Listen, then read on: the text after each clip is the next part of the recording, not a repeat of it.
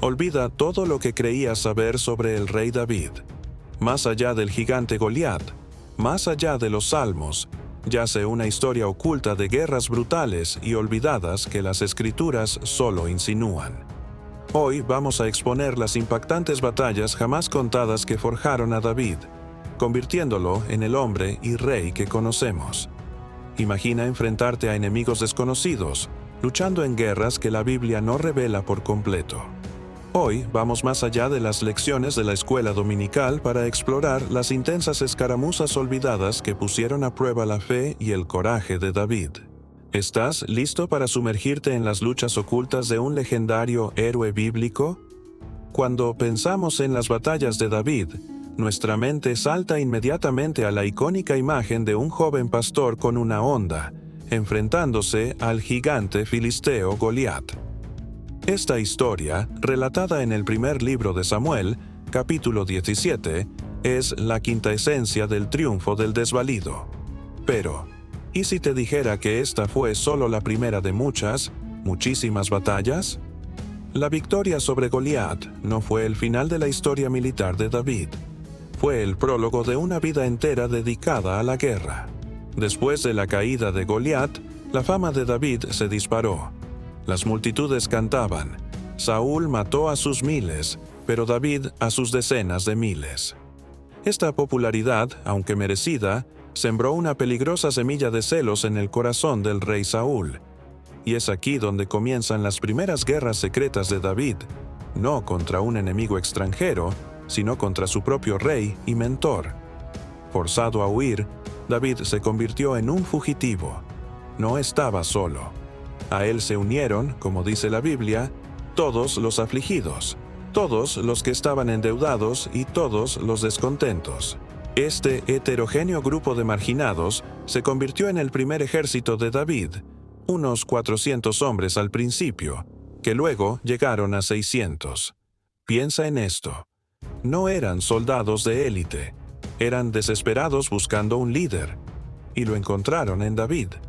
Durante años, este ejército en el exilio libró una guerra de guerrillas constante. No solo esquivaban a Saúl y a sus fuerzas, sino que también se enfrentaban a incursiones de pueblos vecinos como los amalecitas. Una de las batallas más dramáticas y menos conocidas de este periodo ocurrió en la ciudad de Ziklag. Mientras David y sus hombres estaban ausentes, los amalecitas saquearon la ciudad, se llevaron a las mujeres y los niños, y lo quemaron todo. Cuando David y sus hombres regresaron, encontraron solo ruinas humeantes. La desesperación fue tan grande que sus propios hombres, sus compañeros de armas, hablaron de apedrearlo. En este punto de quiebre, David no se rindió. Buscó la guía de Dios, y la respuesta fue clara: persíguelos, porque de cierto los alcanzarás, y de cierto librarás a los cautivos.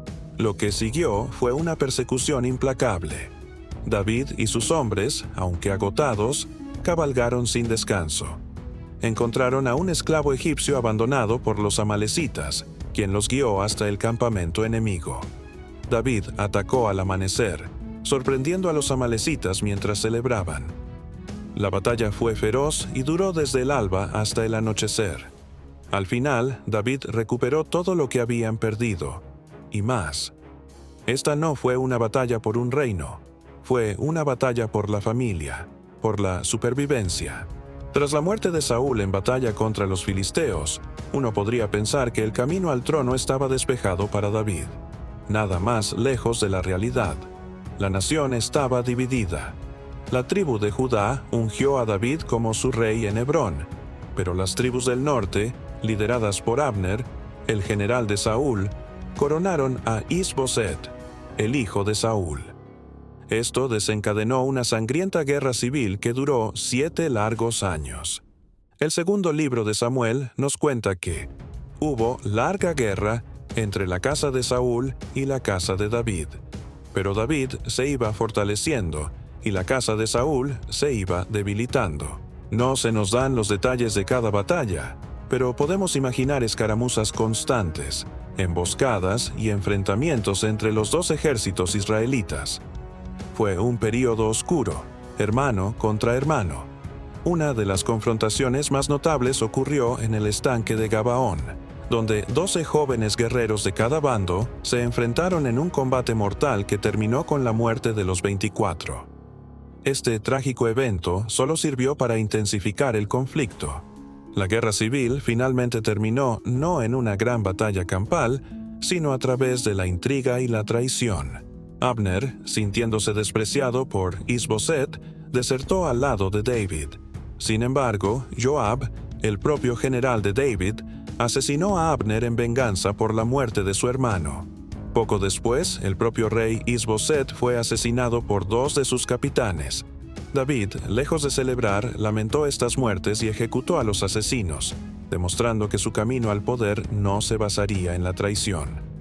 Con la casa de Saúl desmantelada, todas las tribus de Israel finalmente vinieron a Hebrón y ungieron a David como rey sobre toda la nación. Una vez unificado el reino, la primera gran acción militar de David como rey de todo Israel fue la conquista de Jerusalén. En ese momento, la ciudad era conocida como Jebús y estaba controlada por los jebuseos.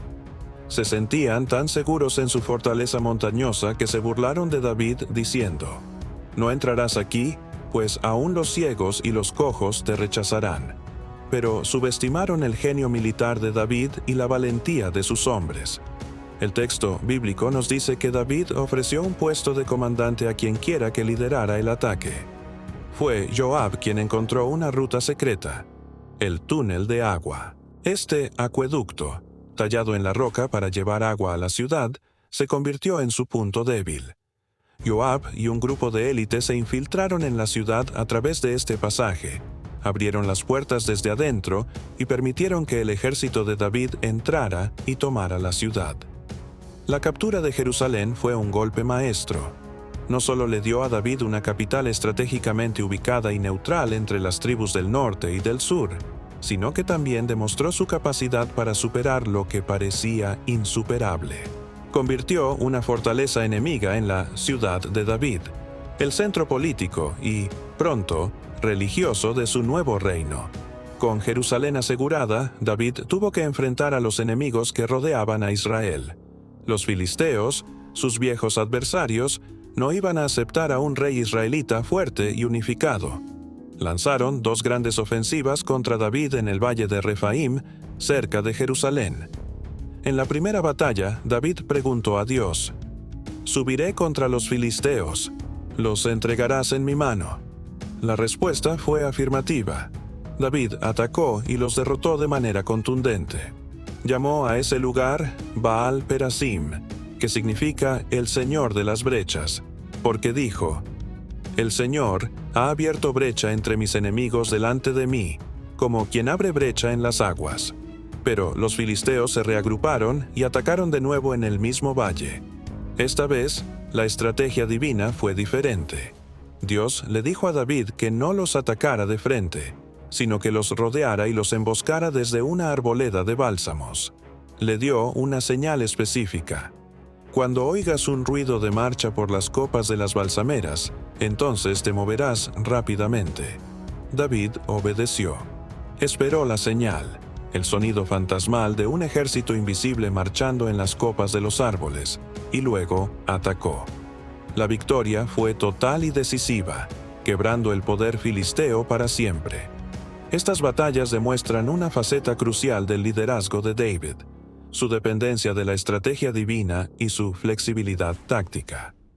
No usó la misma táctica 2 veces, sino que adaptó su enfoque a cada situación.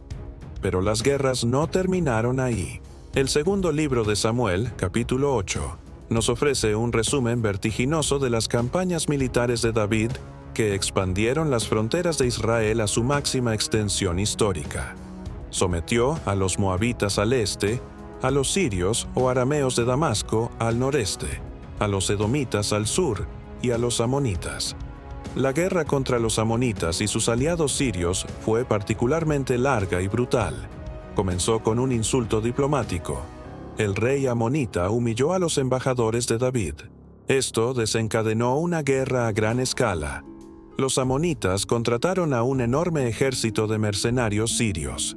David envió a Joab a enfrentarlos.